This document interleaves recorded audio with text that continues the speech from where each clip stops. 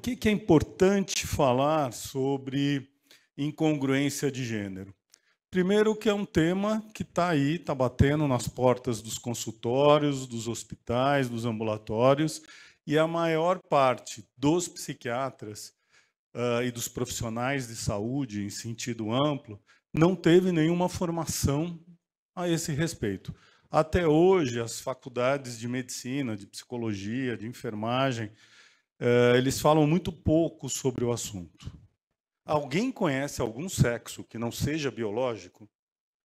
Não existe sexo não biológico. Todo sexo tem uma matriz biológica, por isso que é sexo. Gênero ou identidade de gênero é uma outra questão. Então, a gente nasce num sexo. E os médicos, na sala do parto, ou os não médicos, as doulas, as obstetrizes, elas não designam o sexo, que é uma tradução muito maluca do inglês e que foi adotada. O médico designa o sexo. Eu acho ofensivo a minha profissão básica, que é de ser médico. Eu não designo o sexo de ninguém. E eu imagino que o profissional que esteja na sala de parto, ele não vai designar um sexo. Ele vai assinalar ou reconhecer, que é a tradução correta, né, do inglês. A identidade de gênero, ela é subjetiva. Ela é autodenominada.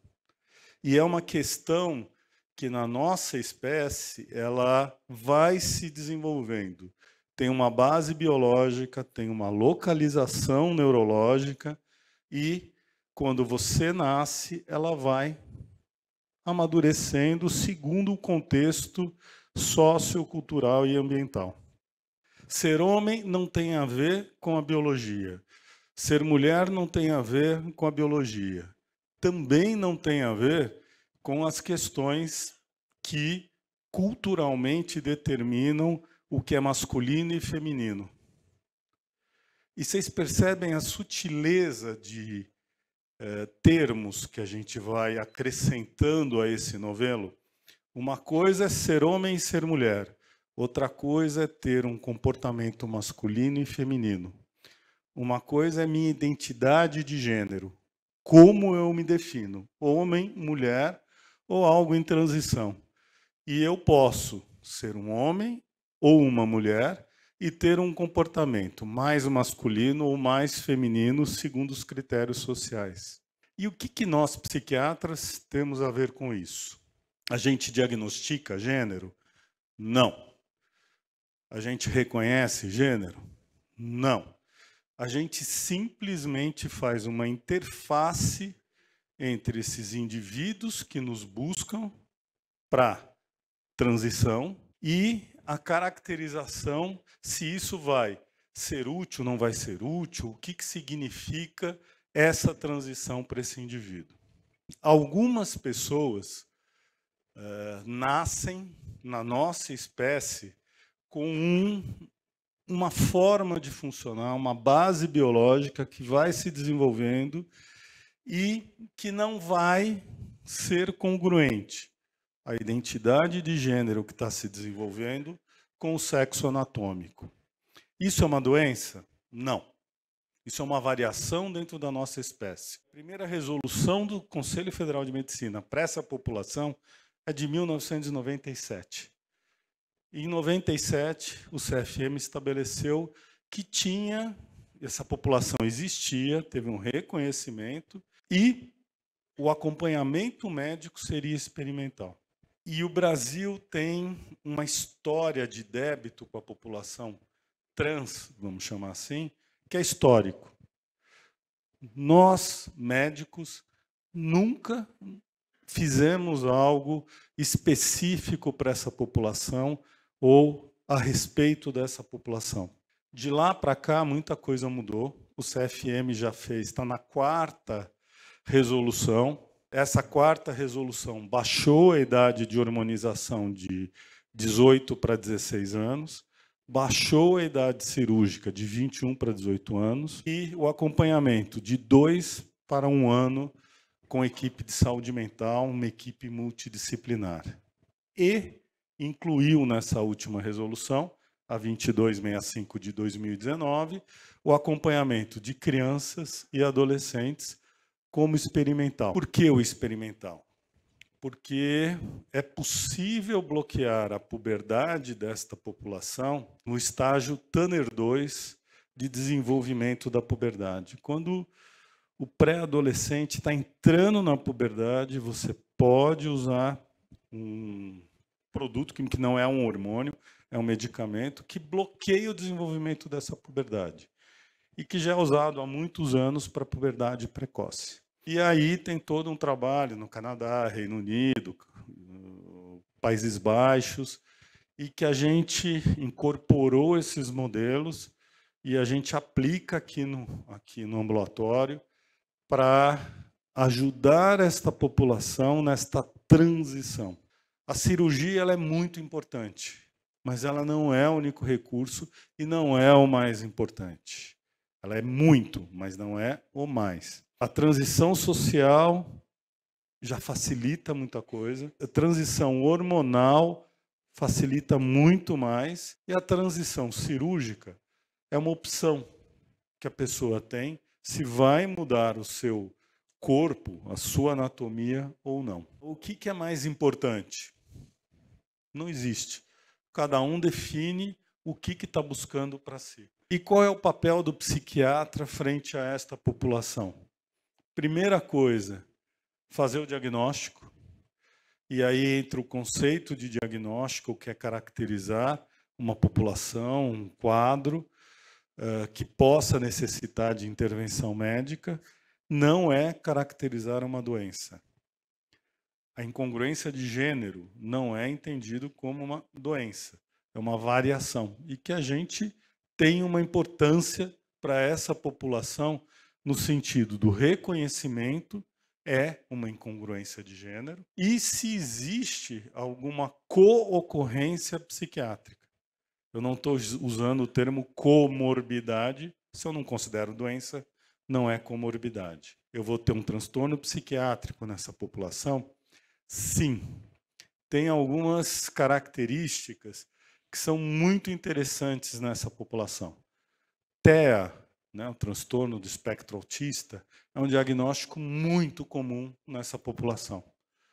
E é TEA grupo 1, então assim, é uma coisa bem sutil, bem leve. Transtorno de personalidade borderline, também. Depressão e ansiedade é uma questão de você ter uma dimensão maior. Se é um diagnóstico psiquiátrico, é um sintoma decorrente de toda a vivência que esse indivíduo, esse homem, esta mulher, ou esse gênero não binário, teve. As famílias que buscam um ambulatório, elas não vêm buscando uma cura. Elas não vêm buscando que aquela criança que nasceu no sexo masculino, no sexo feminino, ou aquele adolescente, funcione de acordo com o sexo de nascimento. Geralmente, as famílias buscam um ambulatório com muito sofrimento, com muita dor, porque ou fizeram alguma coisa errada para isso ter acontecido, então, assim, ou confirmaram, ou censuraram demais, e muito culpadas. Primeira etapa desse acompanhamento, que a gente não chama de tratamento, porque não é uma doença, é calmar o clima, falar assim, não tem culpa. Ninguém é culpado. A gente não está falando de culpa aqui. A gente está falando de um processo que necessita uma certa intervenção. E a gente está aqui para decidir, junto com vocês, e com essa criança, ou esse adolescente, ou esse adulto, qual a intervenção que é buscada. Os manuais diagnósticos valorizam muito o comportamento, né, de gênero, mas também deixam claro que a identidade tem que ser levada em consideração. Como é que eu sei que é uma questão de identidade aquele comportamento? Porque brincar com uma boneca na infância, muitos meninos fazem isso. Muitos homossexuais na infância brincam com coisas de menina. Muitas lésbicas brincam com coisas de menino. Existe uma característica na infância de meninas que é ser tomboy, que é um comportamento masculino numa menina, que é muito comum. A gente tem que começar a pensar no direito dessas crianças e adolescentes de falar por si. Quando um menino de 4, 5 anos diz que é menino, ninguém questiona. Se ele disser que é menina e que quer brinquedo, aí é um tumulto na família. Ou o contrário. Por quê? A gente nunca pensa que o natural não é tão natural assim. É uma construção que a gente fez. E a gente tem uma responsabilidade por essas crianças e esses adolescentes. As histórias trágicas que eu acompanho há 10 anos, mais 14 anos, são muito cruéis com essas crianças, porque é uma não existência. Você diz para ela, você não pode ser a menina que você é. Você não pode ser o menino que você é. É de uma crueldade isso infinita, porque você vai limitando a existência dessas pessoas. Então, o trabalho com crianças, adolescentes e adultos é importante. São 3 trabalhos completamente distintos. Com as crianças é um trabalho preventivo, que você não faz nenhuma intervenção biotecnológica. O trabalho com a família é importante. No começo da puberdade, você ter o recurso não significa que você vai usar sempre, mas ter a possibilidade do recurso do bloqueio facilita muito, porque as mudanças corporais da determinação do sexo não vão acontecer. Tem alguns riscos? Tem. Para isso, a gente tem equipe de endócrino-pediatras que vão acompanhar o bloqueio. Aos 16 anos, você entra com hormonização específica e, a partir dos 18, as cirurgias possíveis de redesignação sexual. A gente tem uma questão hoje acontecendo no mundo, que são pré-adolescentes, meninas e pós-pandemia, que ficaram em casa, ligadas na internet, pesquisando um monte de coisas, e que começam a se dizer meninos sem ter nada na infância. Geralmente tem alguma questão psiquiátrica associada, correlacionada, mas a gente tem que tomar muito cuidado. São trans? Não sei. Uma grande parte que eu recebo no ambulatório tem o diagnóstico de TEA ou de personalidade ou de conduta borderline. E a gente tem uma responsabilidade com isso.